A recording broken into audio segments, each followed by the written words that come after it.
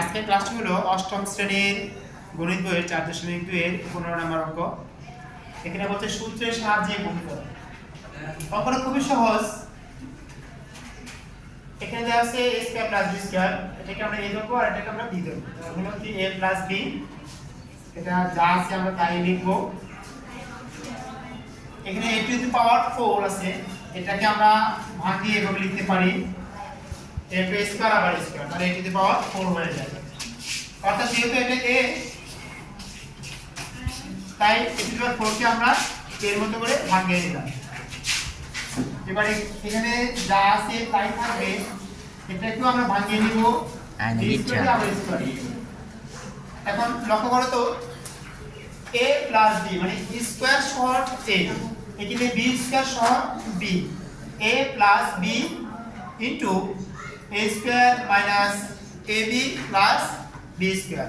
এই সূত্রটা হলো a কিউব প্লাস b কিউবের সূত্র। এখানে a হলো a স্কয়ার সহগ a, তাহলে এটা কিউব হবে। b হলো b স্কয়ার সহগ, এটাকে আমরা b ধরবো, a কিউব প্লাস b কিউবের সূত্র। তো অঙ্ক হয়ে গেল। এখানে আছে স্কয়ার, আবার আছে কিউব আছে, তাহলে a টু দি পাওয়ার 6, 2 আর 3 এ গুণ করলে 3 গুণ 6। এখানেও একই কথা, a টু দি পাওয়ার 6। এরপরে গ নাম্বার প্রশ্ন আমরা আগে লিখে রেখেছি। এখানে 2ab স্কয়ারকে আমরা a ধরবো আর 1 কে আমরা b ধরবো। এখানে তাহলে কি দাঁড়ালো, এদিকে মুখ করো,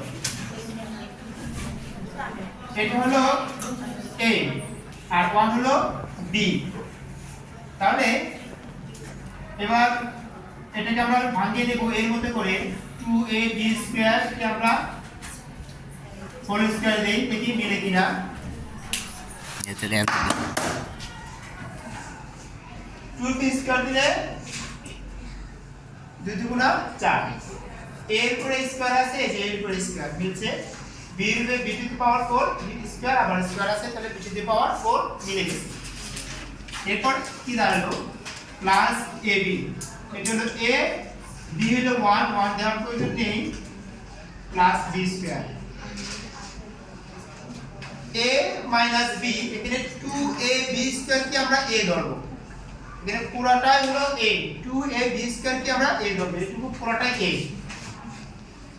এটুকু কিন্তু পুরোটাই a, তাহলে 2ab স্কয়ার আমরা a ধরবো, a minus b into a square, এটা পুরোটাই a স্কয়ার প্লাস ab, কি হলো 1, এখানে ইনটু 1 দেওয়ার কোনো প্রয়োজন নেই, দিলেও সমস্যা নেই, না দিলেও কোনো সমস্যা নেই, প্লাস b স্কয়ার 1 এর স্কয়ার দিলে যা, না দিলে তা। 1 এর যদি 100 এ দেওয়া হয় এটার মান কিন্তু 1 ই থাকবে, স্কয়ার রুট স্কয়ার দেওয়ার কোনো প্রয়োজন নেই।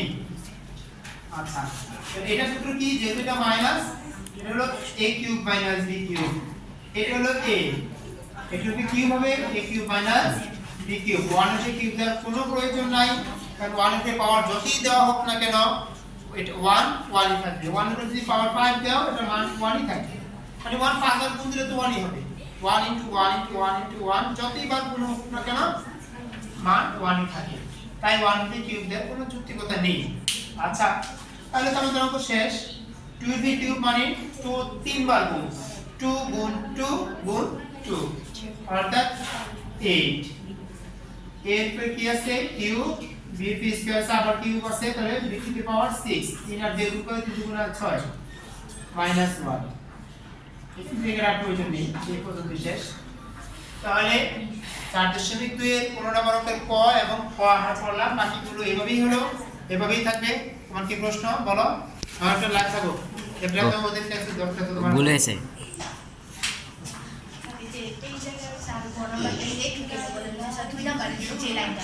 তোমার প্রশ্ন হলো দ্বিতীয় লাইনের প্রশ্ন তোমার, তাই তো?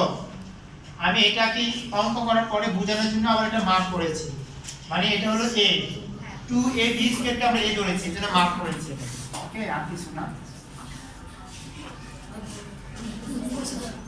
এটা হলো a মাইনাস b, b হলো 1 1 কে আমরা b ধরেছি, এটা পুরোটাকে আমরা a ধরেছি, a minus b into a square plus ab, b say 1 into 1 দিলেও চলে, না দিলেও চলে, প্লাস b স্কয়ার, মানে 1 এর স্কয়ার দেওয়ার কোনো প্রয়োজন নেই। তুমি কি বুঝতে পেরেছো? সমস্যা আছে আর কোনো question? Have you any question? If you don't understand, you can ask me. No question? Okay, thank you so much. ঠিক আছে? ওকে, তাহলে পরবর্তীতে আমরা আরেকটা ক্লাস করব। সবাই আমার সাথে থাকবে।